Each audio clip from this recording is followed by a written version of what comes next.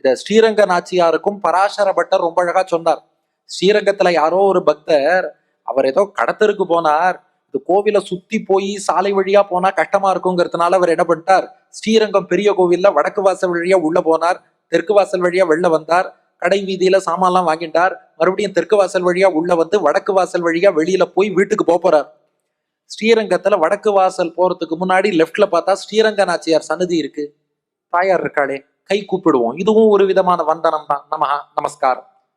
தாயாரை நோக்கி போற போக்குல கை கூப்பிட்டு, அவருக்கு பெருசா பக்தி எல்லாம் இல்ல, தாயாரை சேவிக்கணும் அந்த எண்ணம் எல்லாம் இல்ல, ஏதோ சும்மா அப்படி கை கூப்பிட்டு போயிட்டார் அவர். ஆனா ஸ்ரீரங்க நாச்சியார் பார்த்தாலாம், ஐயோ அந்த குழந்தை என்ன பார்த்து கை கூப்பிட்டானே, அவனுக்கு ஏதாவது கொடுக்கணுமே, ஐஸ்வர்யம் செல்வத்தை வச்சுக்கோன்னு கொடுத்தாலும். தாயார் யோசிச்சா, இல்ல இல்ல, அவன் அஞ்சலி முத்திரை கை கூப்பியிருக்கான், வந்தனம் தெரிவித்திருக்கிறான், பெருசா கொடுக்கணும், அக்ஷரகத்தின் ஆத்மானுபவத்தை வச்சுக்கோன்னு கொடுத்தாலும்.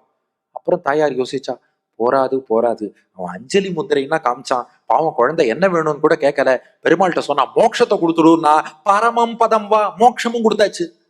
அப்புறமும் தாயார் யோசிச்சாலும், ஐயோ பாவம் அந்த குழந்தை என்ன வேணும்னே கேட்காம போயிட்டானே, வேற ஏதாவது எதிர்பார்ப்பானோ, வேற ஏதாவது கொடுக்கணுமோ. ஆனா தாயார் யோசிச்சா, ஆனா மோட்சத்துக்கு மேல கொடுக்க ஒண்ணும் இல்லையே, ஐஸ்வர்யம் அக்ஷரகதிம் பரமம் பதம் வா கஸ்மை சித் அஞ்சலி பரம் பகத்தே விதீரிய அஸ்மை ந கிஞ்சித் உச்சனம் கிருத்தம் இத்தியதாம்ப தொம் லஜ்ஜசே கதைய கோயம் உதார பாவா. தாயார் சொன்னாலாம், அவனுக்கு செல்வத்தை கொடுத்தேன், ஆத்மானுபவத்தை கொடுத்தேன், மோட்சத்தையும் வாங்கி கொடுத்தேன், ஆனால் அவன் என்ன கேட்டான்னு தெரியலையே, மேற்கொண்டு கொடுக்கணும்னு ஆசை, ஆனா மோட்சத்துக்கு மேல கொடுக்க ஒண்ணும் இல்லையே, என்கிட்ட கொடுக்க ஒண்ணும் இல்லையேன்னு வெட்கப்பட்டாலாம் தாயார். அதனாலதான் தலை குனிஞ்சிட்டாலாம். இன்னைக்கும் ஸ்ரீரங்கத்துல போய் பாருங்க, ஸ்ரீரங்க நாச்சியார் சற்றே தலை குனிந்த வண்ணம் எழுந்தருளி இருப்பாள். காரணம் என்னன்னா, இந்த மகானுபாவம் போற போக்குல கை கூப்பிட்டு போனதுதான் காரணம். தாயார் எல்லாத்தையும் கொடுத்துட்டு தலை குனிஞ்சிட்டாங்கிறார். அப்போ ஒரு வந்தனம் என்று கை கூப்புவதற்கு எவ்வளவு பெருமை இருக்கு.